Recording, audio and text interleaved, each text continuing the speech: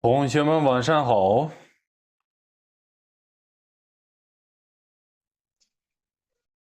大您好，老家好，师。大家好。Исмадияр, Айдай, Алиназар, Пери, саламатсыңар бы? Қош келіпсіңер. Ақырынан бізге жаңа оқушылар қосылуда. Абдан жақшанда сабағымызды баштайлы. Біз кечеге өткен сабақты қайталайбыз. Анан суроолор болсо, азыр аягында сабактын аягына беребиз, хорошо? Анда биз биринчиден мен экранды күйгүзөйүн бул жактан.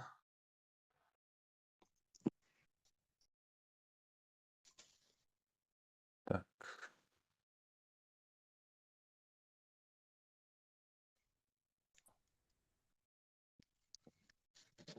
Экран көрүндү, Görüldü. Жакшы. Анда мага так, азыр 1 секунд.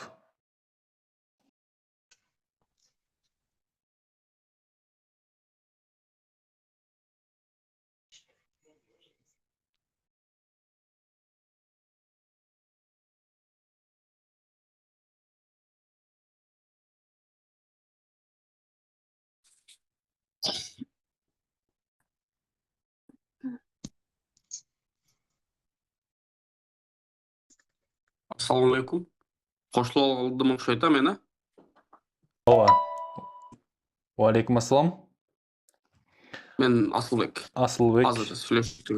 Ооба, Асылбек белге. Бүгүн буюрса эки Исмадияр, Асылбек деген жаңы окуучулар кошулуп атат. Кош келипсиздер. Ошентип сабагыбызды баштайбыз. Биз буга чейин негизи сабакты баштаган болчубуз. Бүгүн кайталоо болот. Ошон үчүн азыр үстүртөн башка окуучулар кантип өтүп атканын байкап туруңуздар, Исмадияр, Асылбек белгилер. Макул. Анда биз биринчи эме кылабыз. Биринчи баардык буга чейин өткөн теманы кайталайбыз үстүртөн, анан сурайм. Хорошо? Анан сурайм иероглиф боюнча. Анда эмесе кунт коюп угабыз. Мен үстүртөн бир сере кайталап окуп чыгам. А сиздер кунт коюп угуңуздар. 对不起，没关系，谢谢，不客气，再见，不，谢谢你，不谢，不好，请大声读，再读一遍，一起读，有问题吗？中国，美国，中国人，美国人。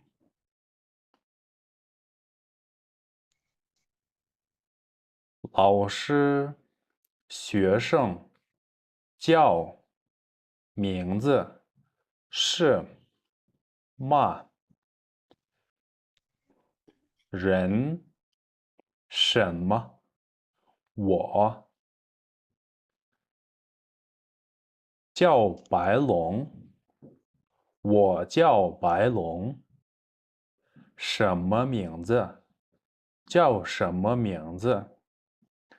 你叫什么名字？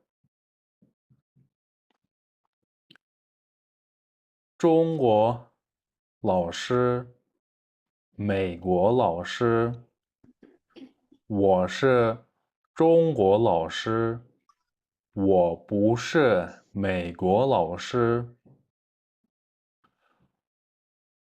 中国学生，美国学生，我是中国学生，我是，так, здесь немного ошибка. 我不是，我不是美国学生。中国人，美国人，我是中国人，我不是美国人。你叫什么名字？这是什么书？你是美国人吗？你是中国人吗？你是老师吗？你叫什么名字？我叫白龙。我是老师。我不是老师，我是学生。你是中国人吗？我不是中国人，我是美国人。你叫什么名字？你是中国人吗？你是美国人吗？你是老师吗？你是学生吗？他叫乔丹，他是人。他叫姚明，他是人. Жақсы, анда қайталайбыз баштан. Кезегі менен анда сұраймын. Анда месе Айдай баштап беребиз. Биринчи сөздү Дуй бут.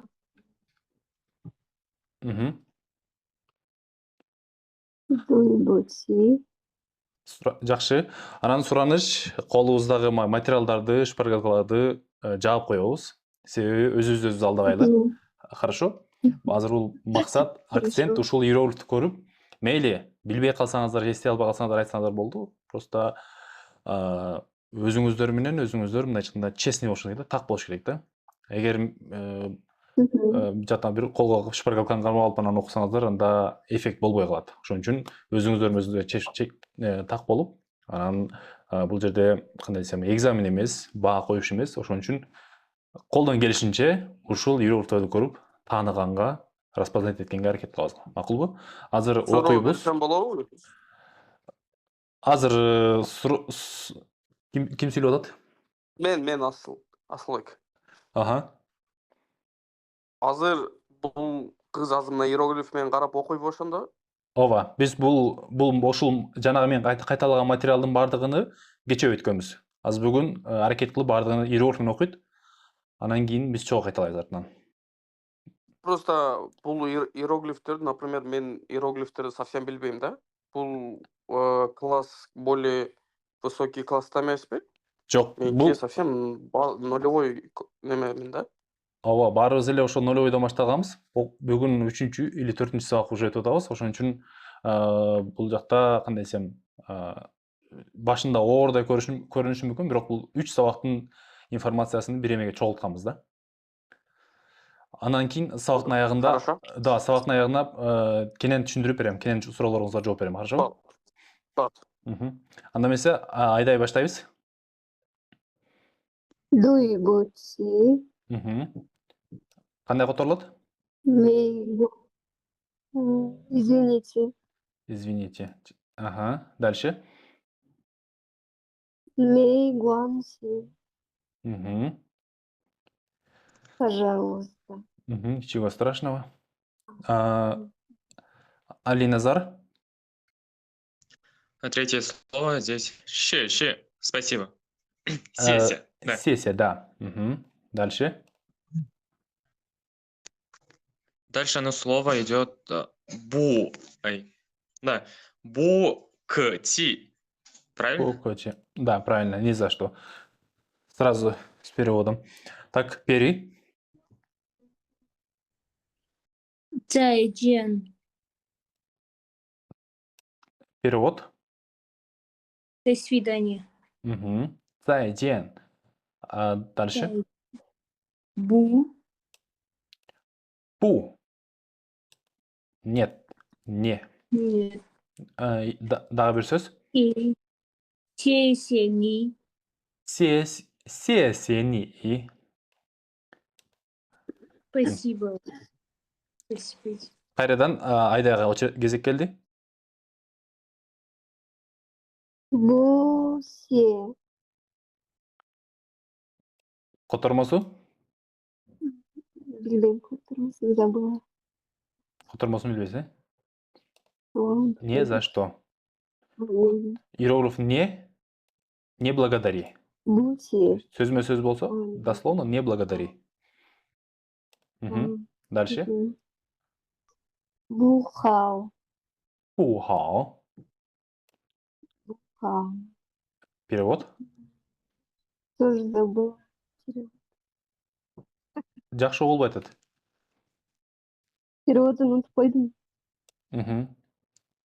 Плохо. Эгер кээде окулушун билбей калсаңар, хотя бы значениени айтып бергиле, же болбосо окулушу. Анда деле жакшы. Жок дегенде жарымын билген. Кийинкисине уже толук билгенге аракет кылабыз. Анан сөзсүз жанагы мен буга чейин бир канча жолу көрсөткөндөй, сабактын алдынан өз алдынча жанагы дикцияга упражнение кылышыбыз керек, э? Азыр байкашымча, кээ бирөөбүздүн үндөрүбүз дагы эле уктап жаткандай да. Ошон үчүн жанагы өз алдынча кылышыбыз керек. Балким азыр башкалар окуп атканда параллельно баягы упражненияларды кылып койсок болот. Макулбу? Меники акырын чыгышы мүмкүн, наушникте отурам да. Себеби наушникти алып салсам, телефондун звугу өзү акырын чыгып калып атат, жакшы угулбайт. Ошол себептен наушник салып алган үчүн балким меники акырын чыгып калышы мүмкүн да. Ошого баягы үн жакшы угулбаса, анан баягы убакытты дагы алып коет да. Ошон жакшы угулбай кайра сурай берем да. Ошон үчүн балким бир башка методду эме кылып көрөсүздөр. Так, Хорошо. Али Назар. Так, первый иероглиф у нас был чин, так? Да, чин.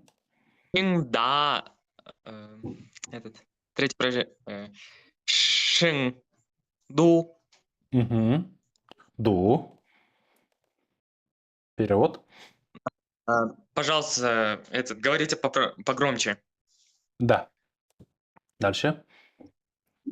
Читайте громче. Здесь ду, читать. Следующее, это было джай. Тай, джай, ду, и бян. И бян. И бян, да. Да, перевод. Перевод означает, простите, я забыл. Цай, еще читайте один раз. То есть дословно вот такое. Да, прочитайте еще раз. Гульпери.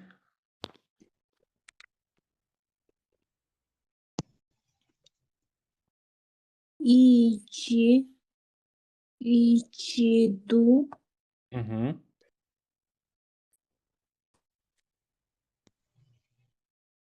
Перевод.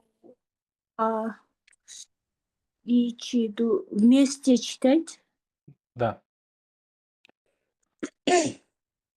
Дальше.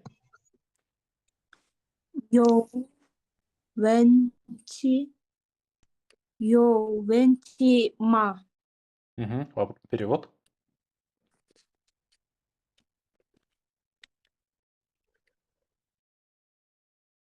Перевод.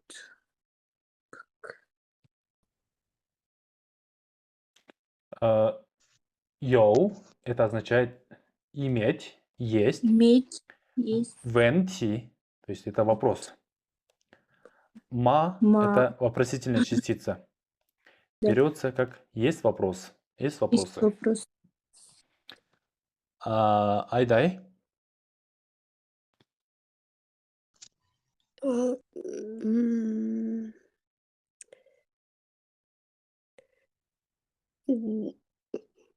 Егер Джонго. Джонго. Китай. Китай. Дальше. Мэйго. Перевод. Америка. Америка. Дальше. Джунго Джен. Жен.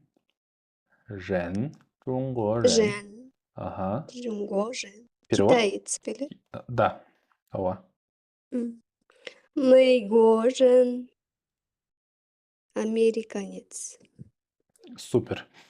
Дальше у нас Алиназар. 老师 Мгм. это учитель.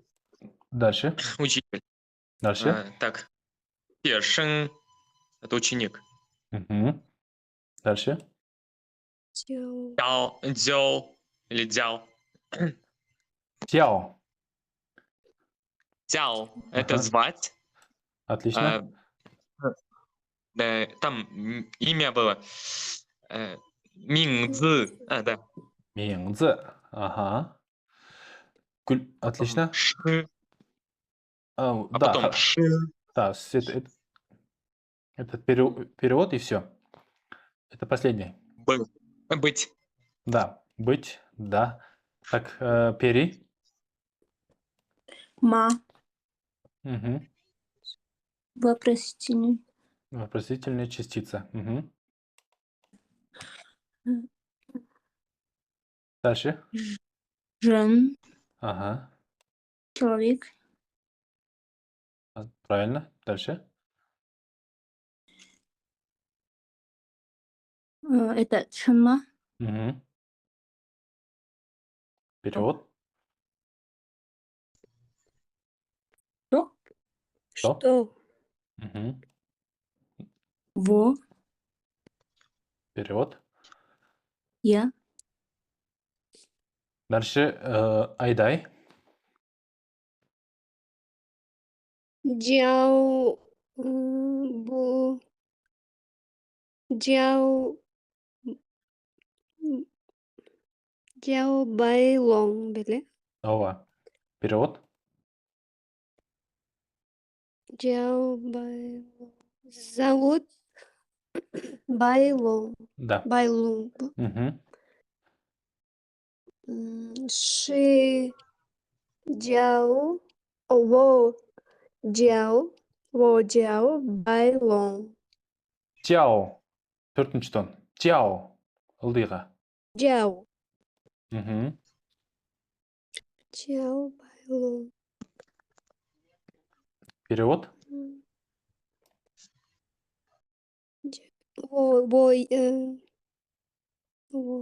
я. Меня зовут. Или Да. Меня зовут Байлон.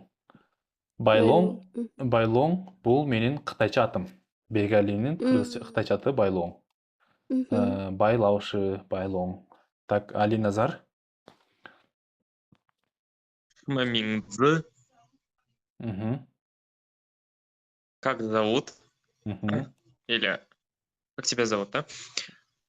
Мгм. 叫什么名字？叫什么名字？Перевод было как? Звать. Звать как имя. Как, Дословно. как зовут? Я Мгм. перепоясал. Мгм. Последний. 你叫什么名字？Как тебя зовут? Ага. 你叫你叫什么名字？ Мгм. Как тебя зовут? Мгм. А, Кульпери. Тунко Лаопы. Перевод. Китайский язык. Нет. 中国 Тунко Лаоши. Это Китайский учитель? да. Да. Так, не будем помогать. Ладно. Дальше. Мейго. Мгм. Мейго. 美国老师 Английский учитель. Американский учитель. Да, английский, Американский. да. Дальше. 我是中国老师。中国。中国 Ага. я китайский учитель. Да. Дальше. 我是不 Нет, это 美 здесь, 国， здесь ошибка. Наоборот. 我不是美国老师， Перевод. я не английский учитель. Мгм. Я не американский учитель. Американский учитель. Так, готовим. Дальше, Айдай.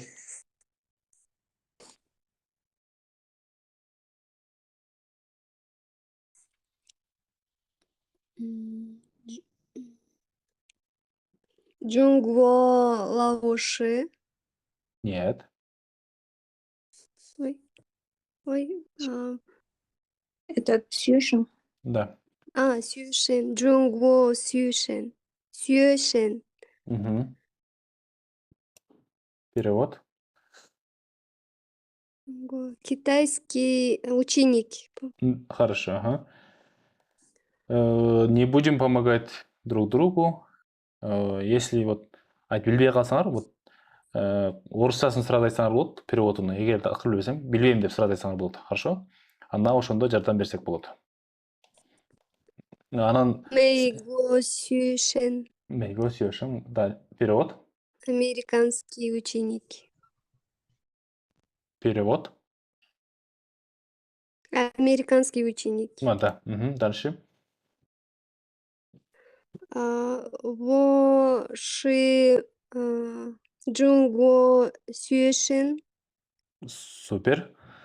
Перевод. Я китайский ученик. Дальше. Wo Ши Не, здесь почему Обуше. Обуше. Ши Мэйго Сюшен. Перевод. Я американский ученик. Ова, тура. Я не. Я не американский ученик. Дальше у нас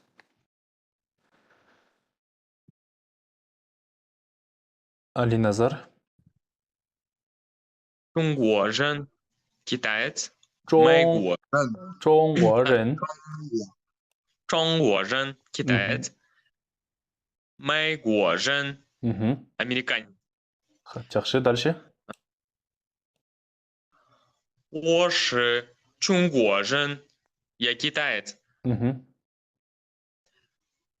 我不是美国人 я не американец.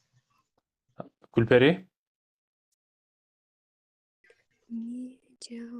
Не叫什么名字？ Перевод. Как тебе имя? Как тебя зовут? Да. Дальше. 只是什么书？ Это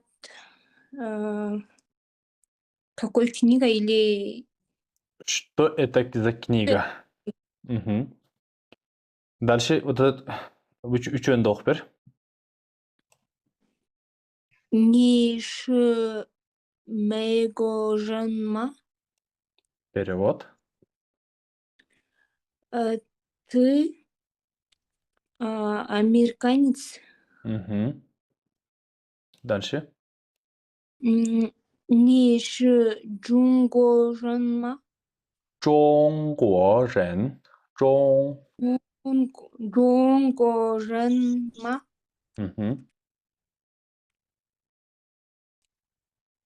Дальше.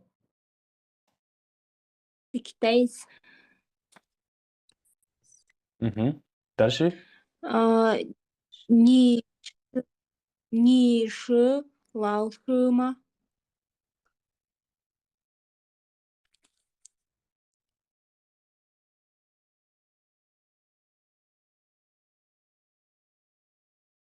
Ты учитель?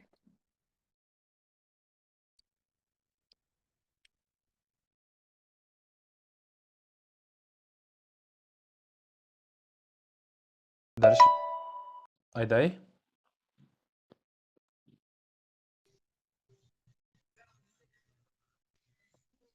Айдай. 你叫什么名字？ Не Джао. Мгм. Жардам бербейбиз. Не Джао. Шпаргалкабызды карабайбыз. Эгер билбесек билбейбиз деп айтабыз. Либо переводун айтабыз. Хорошо? Нет, вот именно. а, Не Джао. Мгм.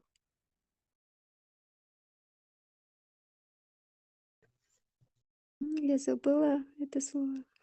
Вот бир. Не Джао. Шынма. И перевод не помню. 你叫什么 Не 名字？ Не Джао Шинма. 名字。 Мингзи. Мгм. Не Джао Шинма Мингзи. Перевод. Как тебя зовут, да? Как тебя зовут? Ага. Так, следующее. Во Джао. Во Джао. А вот это не знаю, как читается, или знаю. Менин кытайча атым кандай болот эле? Байлон. Байлон. Мгм. Во Джао Байлон. 叫 төртүнчү Джао. тон. Мгм. 我叫 А. байлон. Джао Байлон. Моунду окуп бер. Так. Не Ши. Не Ши. Мин. Не Ши. Так, билбесек билбейбиз, эчтеке эмес. Так, ниши 老师吗？ лаушима. Ага, Лаушима. ага. Ниши Лаушима. Перевод. Как Лауши учитель? Вопрос спрашивает, да? Какой-то учитель? Ты являешься учителем? То есть Ты являешься учителем. ши – это являться, быть, являться. Ну, в русском языке не используется, вот поэтому ты учитель. Вот, ну, ты это грубо, но вы учитель. Вот, будет вежливее, да? Ну ничего. Так, Алиназар. 我不是，последнее не помню. Лауши, вот азыр өттүк, могул жерде турат. Лауши, все понятно. Мгм. Я учитель. Я не учитель. Да. Мгм. я ученик. 姓盛吗？ Ма нету. Это 相声的 学生。学生的。 Мгм. Я не учитель, я ученик. Мгм. Буши. Бу негизи экинчи том, бул жакта экинчи тонго айланат да. Төртүнчү тонун алдына келгенде экинчи тонго айланат. Негизи өзү бу. Бул жакта бу деп төртүнчү том менен келип атат да, бул жерде. Негизи өзү төртүнчү том менен бул. Бирок шын алдына келгенде бул бу деп экинчи тонго айланат. Понятно. Азыр бир аз калды. Мына бушы деп көрдүңүзбү? Экинчи тонго айланды. Так, дальше дагы эки сүйлөм оку, Алиназар.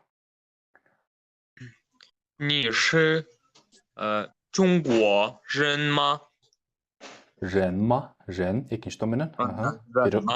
Перевод. Китаец? Да, дальше.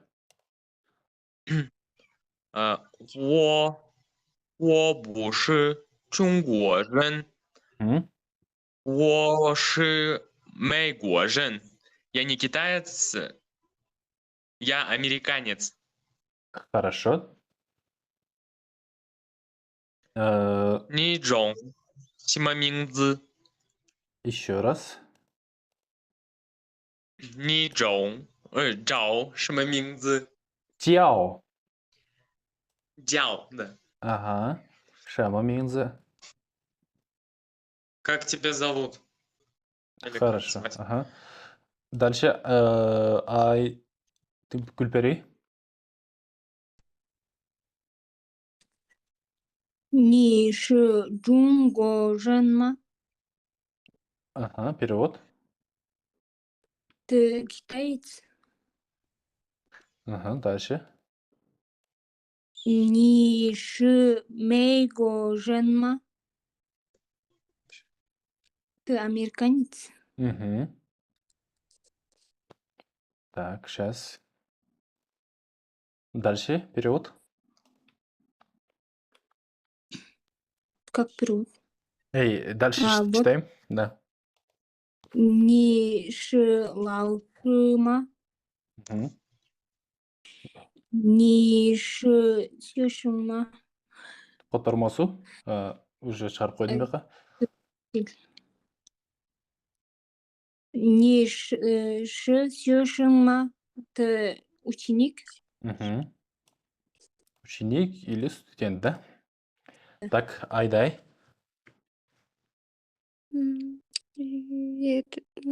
Джиао. Вот первое, как читается, не знаю. Он. Еще раз. Он. Та, Мгм. джао. Мгм. м, Чаотан. Здесь немного сложновато. Здесь имя баскетболиста. Майкл Джордан. Джао Да. Имя баскетболиста, Джордан. да. Вот баскетболист. То есть его зовут Майкл Джордан. Здесь ушул сөз көп қайталанған жоқ, он. Так, дальше. Попробуем. Та, ши, Чаодан, Таши Джордан. Таши. Из какой страны? Из Америки. Да, из Америки. Джунгорен. Нет, Чаодан это Мейгорен. Мэйгуорен, да. Таши Мейгорен. Да, вот так сюда теперь пишем мы Мэйгуорен. Он является американцем, да? Лица американца. Мгм.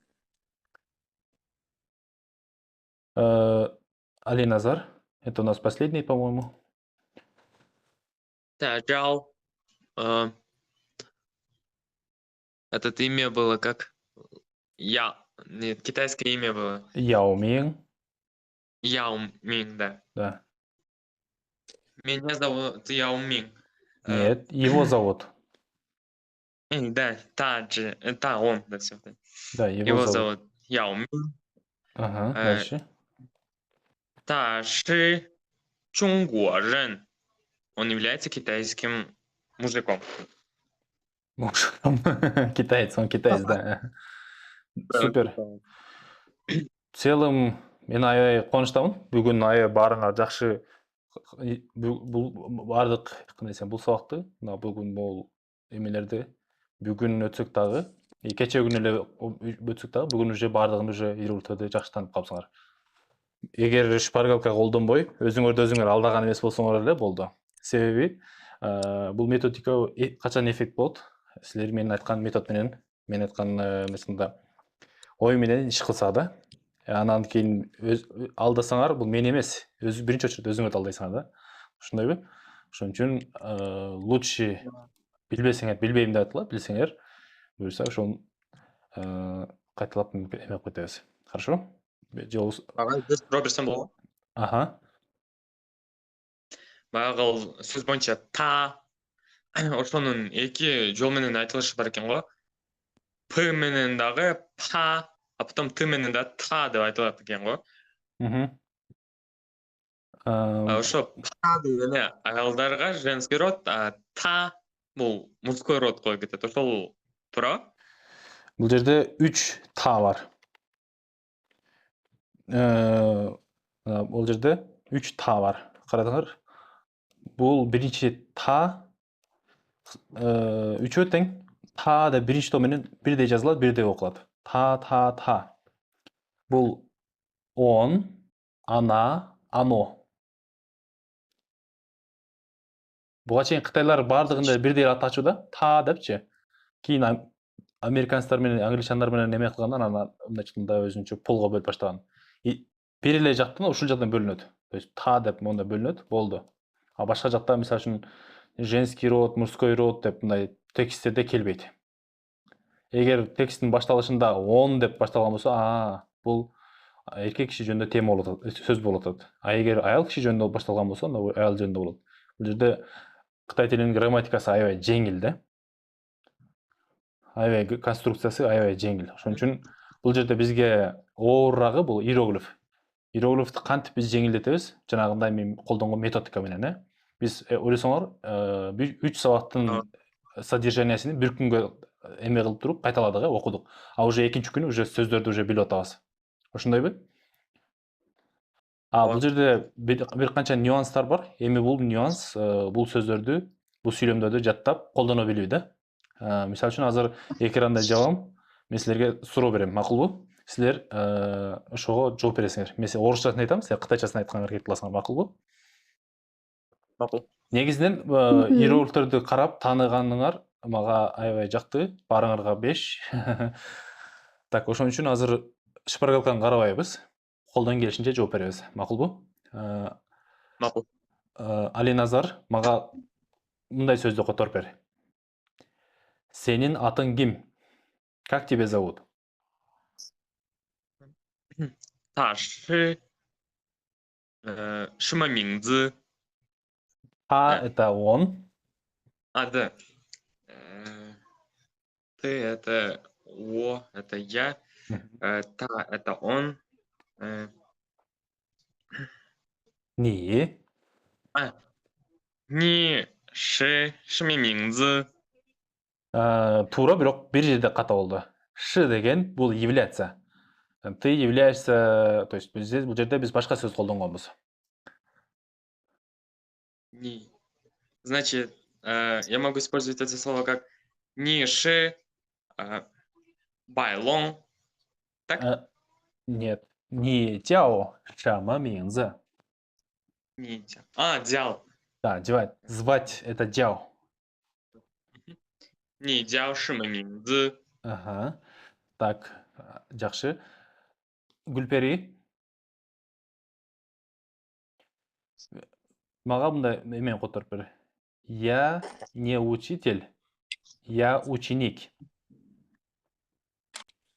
我不是老师， Ага. 我是学生。 Жашың, жакшы. Айдай. Мага которуп берчи. Мен Кытай эмесмин, мен кыргызмын деп которуп берчи. Кыргыз деген сөзгө кыргыз деп эле колдон. Пока кыргыз деген сөздү пока кытайчасын билбейбиз, Мен кандай дедиңиз? Кандай кыргызчасын Мен- айтып атасыз? Я не китаец, я кыргыз.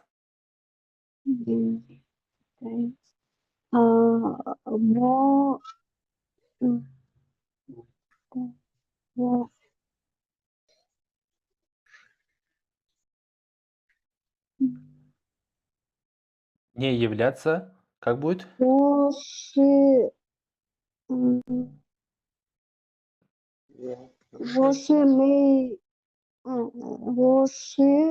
中国人。 Ага, здесь перевод будет я китаец, я не китаец, как будет? Добавляем, 我是 перед ши добавляем какой иероглиф? Отрицательный иероглиф не? 我叫 Нет. 我不 отрицательный 我不是.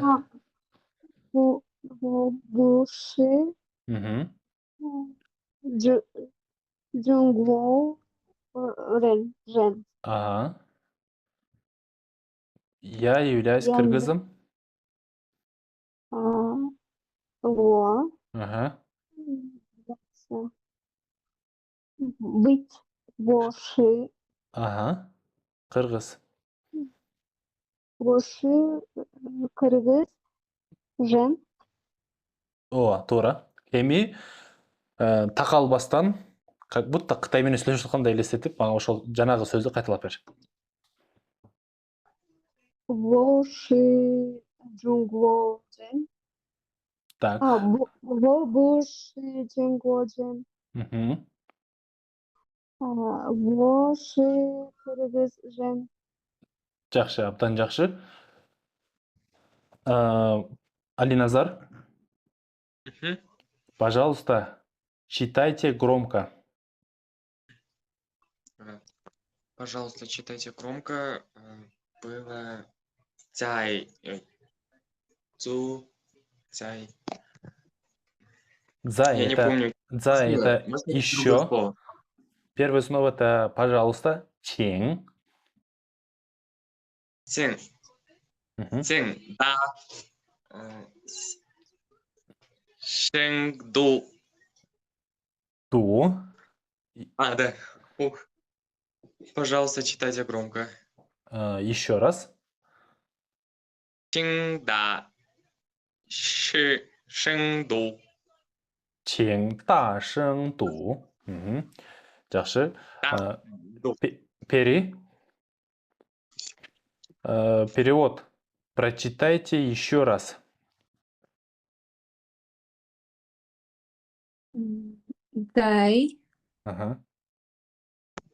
дай и бян, нет, дай ду читать Да.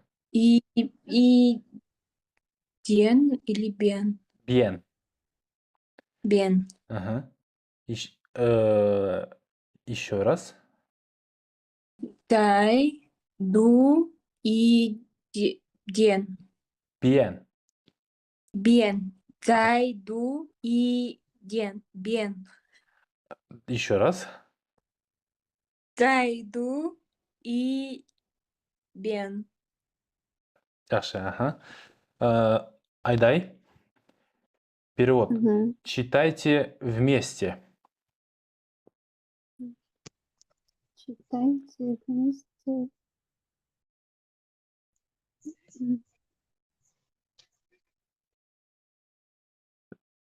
И я забыла.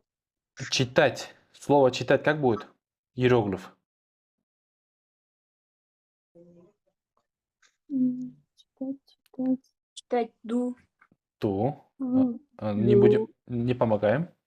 Так. Ту. И чи ту.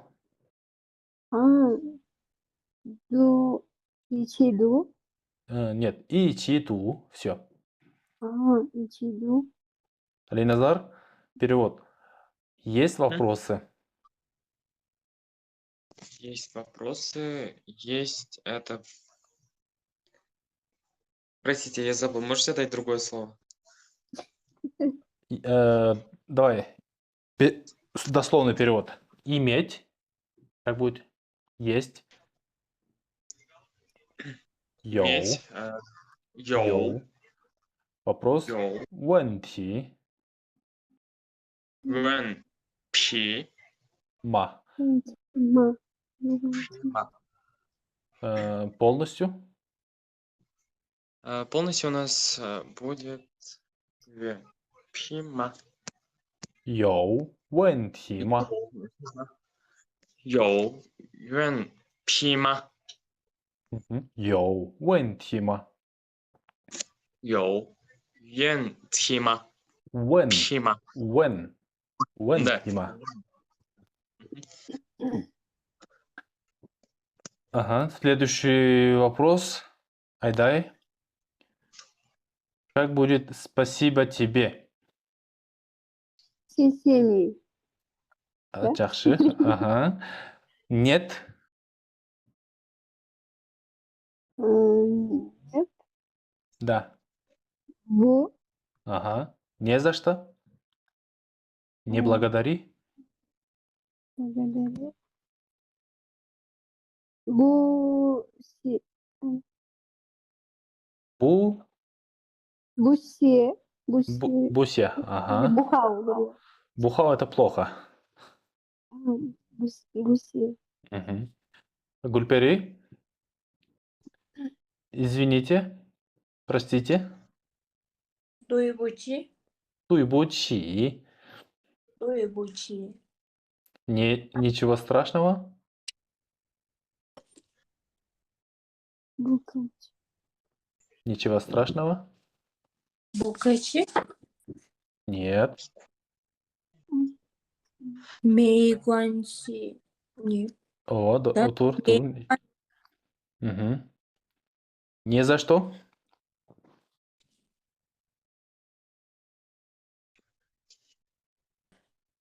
Мейгуанси. Нет. Ничего страшного. Это мэйгуанси. Мейгуанси. Мгм. Не.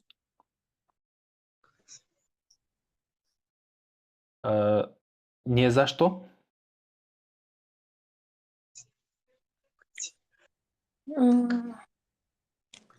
Я забыла. Так. Букачи. А, букачи. Ничего страшного, ни за что. Там немного есть разница, да. Так, супер. Тогда все включаем камеры.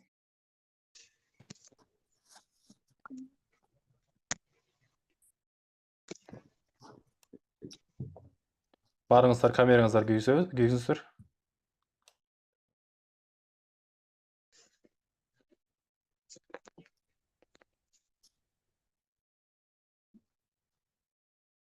Жақсы, бат-баттан. Микрофонды күйгіземіз, жандырабыз. Эми суроо жооп кезегине келеден мурун мен бир аз айта кетейин бүгүнкү сабак боюнча. Бүгүн кандай десем, мен аябай сүйүнүп турам. Экинчи баягы кечээ өткөн сабакта эле бүгүн уже мындайча айтканда 85-90% уже жаттаптырбыз. Эми кийинки сабактарда деле ушундай темпте кетебиз. Ошого макулсуңарбы?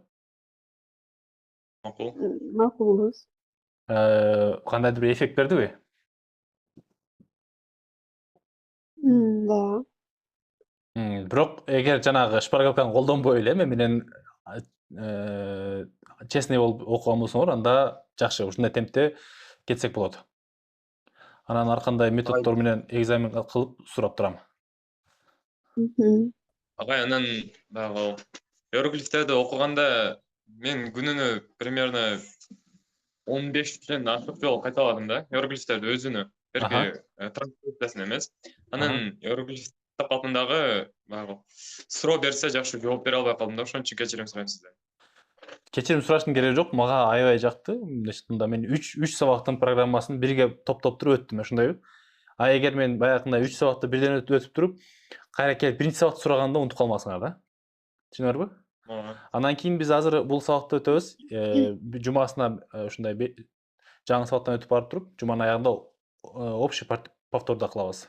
Мындайча айтканда азыр бүгүнкү өткөн сабактар, бүгүнкү өткөн иероглифтер дагы бир жумадан кийин уже эң жеңил иероглифтер болуп калат силергечи. Ошентип жаңы өткөн сайын биздин запас колдонгон, биз жаңы сабак өтөбүз, жаңы запас болот. Бул иероглифтерди биз кайталай берип уже биздин мындайча айтканда эң жөнөкөй иероглифтер болуп калат, эң жеңил иероглифтер болуп калат. Ошон үчүн бул жаңы абдан эффективдүү ыкма да. Ошон үчүн мен берген кеңештер боюнча окууду улантып бергиле. Анан кээ бир нюанстар бар. Мен өзүмө белгилеп алдым. Баягы кээ бир жерлерде жао дегенди туура эмес, жоңго, ушундай нюанстар бар. Анан тондорго бир аз попадать этпей атабыз. Аны акырындан эме кылып алабыз, түздөп алабыз.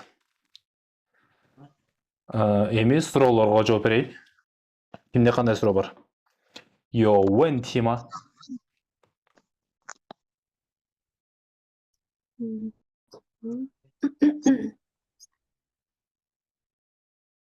Так,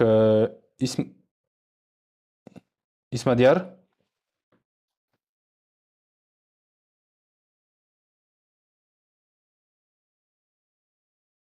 Исмадияр?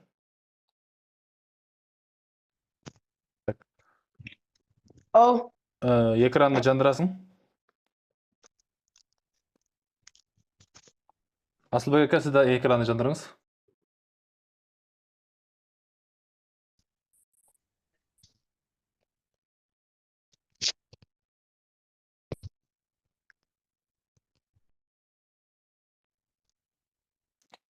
Сабак жактыбы? Микрофон иштебей атат. Микрофон өчүк. Асылбек ака, микрофон иштебей атат. Эмичи? Эми иштеди. Аха. Эми суроолор болсо бере бериңиздер. Ушулар экинчи же үчүнчү сабакта ушундай сүйлөп аткан болсо методика жакшы экен.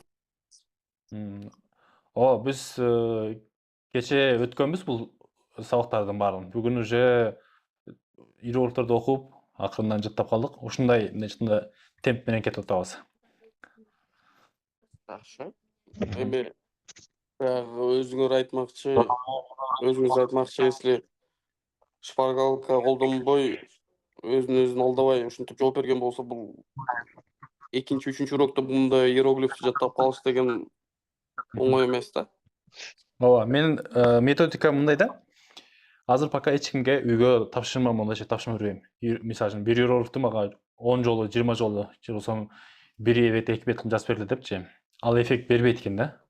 Себеби сен кээде убакыт болуп калат, кээде убакыт жок болуп калат. Жанагы иероглифтерди жазасың. Менде деле болгон. Иероглифтерди жазып бара жатып, жанагы бир бетти экинчи бетке жапканда эле уже унутуп каласың да. Себеби сен иероглифтерди жазып атканда оюң башка жакта болот. Эмне деген эффект кандай? Эффект болсо, мен ушундай количестводо сабак, мындайча айтканда, бир сабакта эле 20 жаңы сөз, 20 жаңы сүйлөм да. Негизи мындайча айтканда сүйлөм жаттайбыз бизчи. Сөз эмес, сүйлөм жаттайбыз. 20дан ашык сүйлөм жаттайбыз. Ал сүйлөмдү болсо, күнүнө отуруп алып, кайра көрүп чыгыш керек. Ушундай зрительный память менен анан ошол окуганда жатташыбыз керек да. Анан эмеси азыр пока ошол иероглифти билебиз. Иероглифти мындай SMS жазганда же клавиатурадан тергенде ошол иероглиф чыкканда ошону распознать эткенди үйрөнүш керек да. Иероглифти кантип жазыш керек? Анын иероглифтин правилалары бар да. Мисалы үчүн өйдөдөн ылдыйга, ондон солго деп, мисалы үчүн графемалар канча жазылат. Ал тууралуу приложениялар бар. Анан өз алдынча деле үйрөнсө болот. Мен аларды баарын детально өтүп отурсам, ал убакыт өтө берет. Бирок эффект анчалык бербейт да. Мен мисалы үчүн убактым акчага бааланат да. Мисалы үчүн бир сабакты 3 сабакка бөлүп туруп өтсөм деле ошол акча түшөт. Бирок 3 сабакты бирге бөлүп туруп эффектти өтсөң деле мага главный результат да. Себеби мен өткөн кыйынчылыктарды, мен өткөн баягы жолдорду менден үйрөнгөн адамдар менден себеби менен, мисалы үчүн мейли 2 ай окуйбу, мейли жарым жыл окуйбу, ачыкында 2 эсе ылдам, жок, аз дегенде 2 эсе ылдам окуш керек деген принцип бар да. Кечээ дагы айткан болчумун. Мисалы үчүн жумасына 3 жолу сабак өтөлү. Ошондойбу? Бул биз жумасына 3 жолу сабак өтө турган болсок, эгер аны 2 эсе көбөйтүп, жумасына 6 жолу өтөлү, 1 жылдык программаны биз жарым жылда өтөбүз. 2 жылдык программаны биз 1 жылда өтөбүз. Ошондойбу? Так. Анын үстүнө мен программаларды еще кысып таштаганмын. То есть 2-3 сабакты 1 кылып сабак кылып өтөм. Анда биз 1 жылда өтө турган, то есть 1 жылда өтсөк, анда биздин убактыбыз 2 жыл, 3 жылга тете болуш керек. Убакыт менен алганда. Өзүңөрдүн ошол сабактын курсу канча курска чейин бөлүнөт? Кандай, канча уровеньге чейин болот? Мен берген сабак 4-чү уровеньден 5-чү уровеньге чейин. То есть средний плюс уровеньден жогору болот да. Ал средний плюс уровень 4-чү уровеньге чейин 4 ай 5 ай, а? Ошондойбу? 4 ай 5 ай, ооба. Мисалы үчүн менин планым менен, эгер ошондой план менен кетсек, 4 ай 5 айда уже ошол деңгээлге жетсек болот да. Эгер мисалы үчүн бүгүн кечээ окуган сабакты бүгүн даярданбай келсек, бүгүн кайра эле ошону өтөбүз, эртең уже жаңы тема өтө албай калам да, эртең кайра эле кайталаш керек болуп калат да. Бүгүн мен жарым сааттын ичинде эле уже текшерип бүттүм, бардыгы жакшы экен. Эртең жаңы сабак өтөбүз. Андан кийин аны үстүн кайталайбыз, ошентип 5 сабак, 3-4 сабак өтүп туруп, аны общий повтор кылабыз, дагы ушинтип кетебиз. 10 сабакка жеткенде дагы повтор кылабыз. 20 сабакка жеткенде алдыңкы 18 сабактардын баардыгын кайталайбыз, ушинтип кетебиз да. Өзү китайский языктагы канча уровень бар? 2021-жылга чейин 6 уровень болчу, азыр уже 9 уровень болду. Бул 4 4+ уровень деген бул кандай деңгээлде түшүнсө болот? Бул деген любой жерде китайский кеңири сүйлөшө бересиң, и плюс при этом грамматиканы полностью билесиң, и полный иероглифтерди билип бүтөсүң, а? 4-чү уровень деген бул 1200 сөз да. 1200 сөз. Азыр ал деген эми мындай чыкканда негизи 4-5 уровень, то есть 5 уровень кандай десем, азыр бир эмени ачам, бир файл ачам, ошондо бир аз түшүнүктүү болот да баарыбызга. Мен группага жиберген болчумун, ошол файлдын ичинде азыр бар да.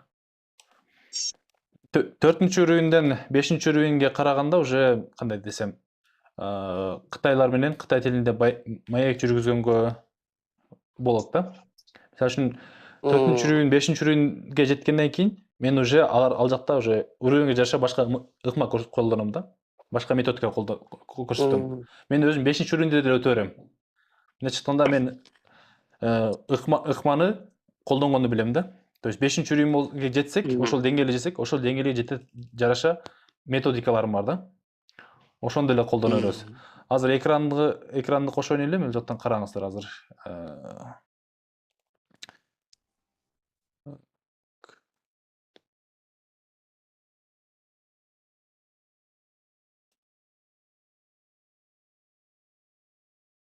Экран көрүндү,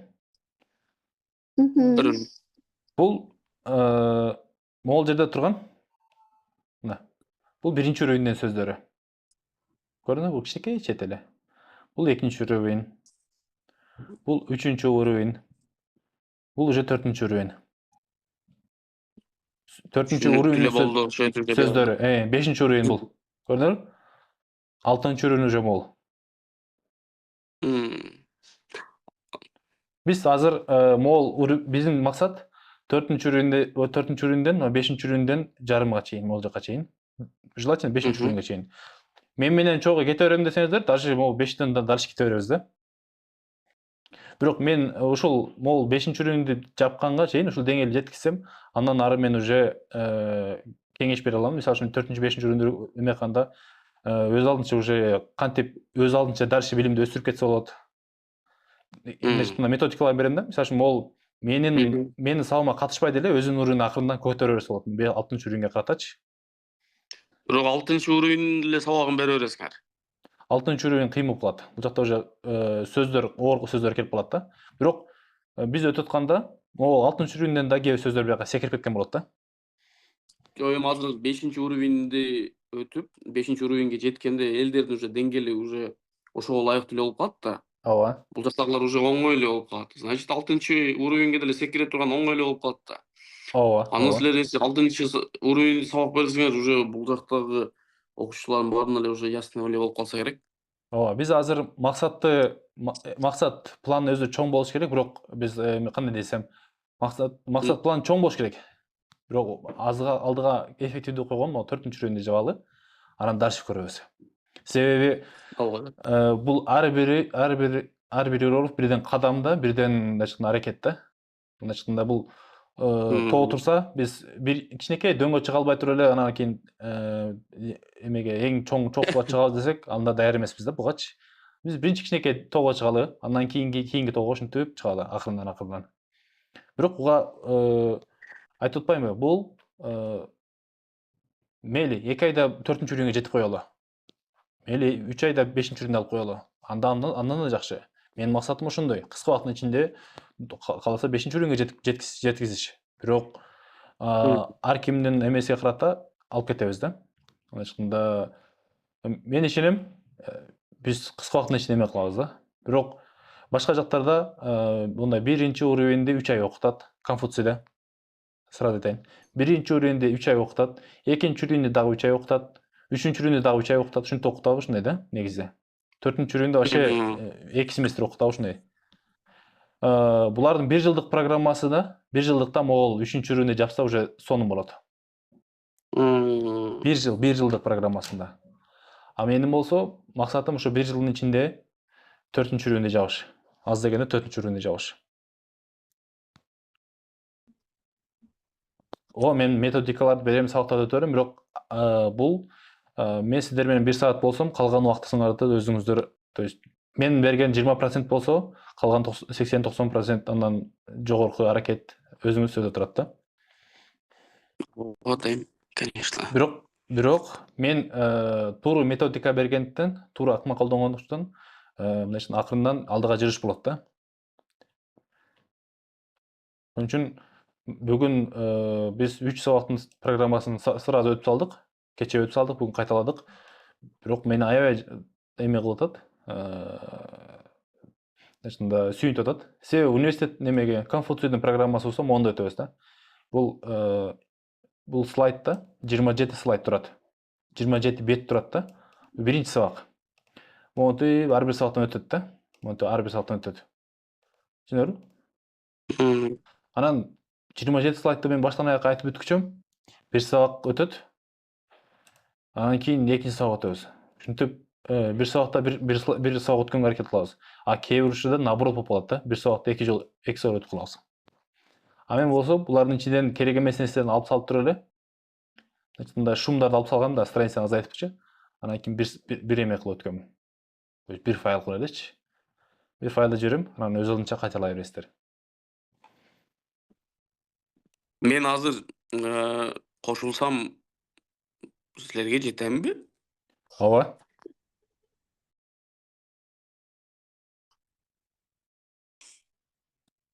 Неме окуучуларыңыз уже иероглифтерди окуп атат. Мен иероглифтерди биринчи жолу көргөндөй эле болуп таң калып турам.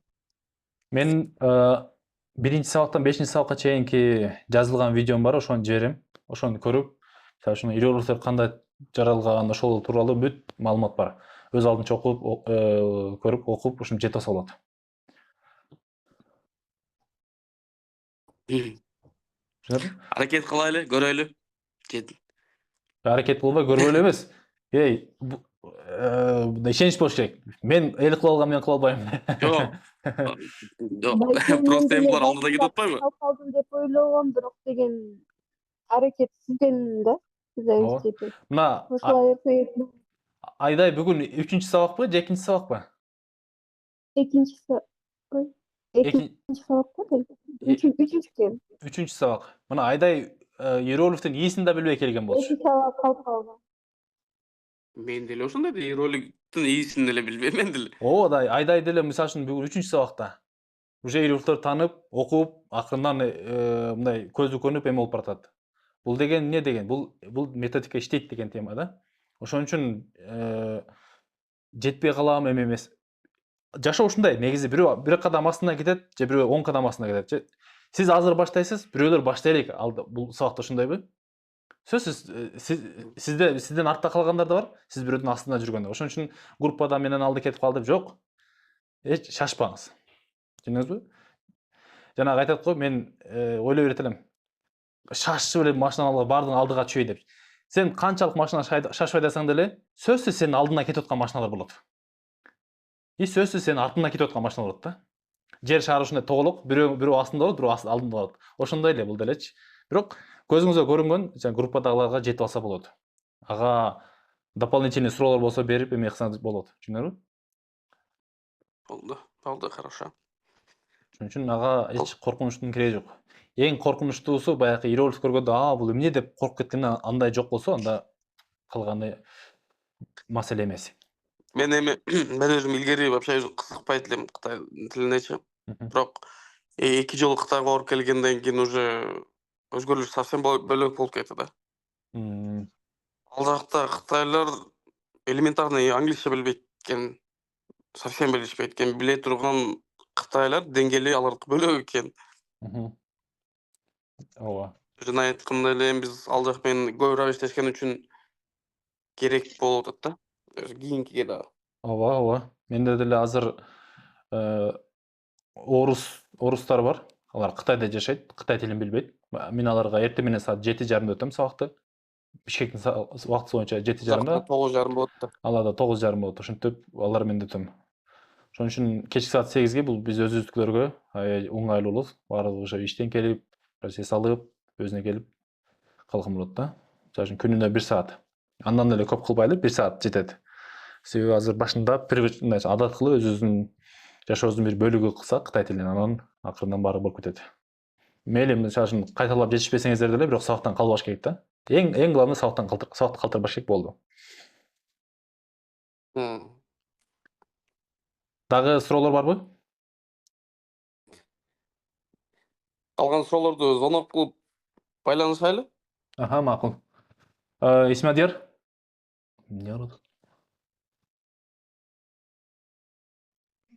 Угуп атам. Сенде кандай суроолор бар? Менде суроо жок. Сабак жактыбы? Жакты. Кытай тилин окуйбузбу?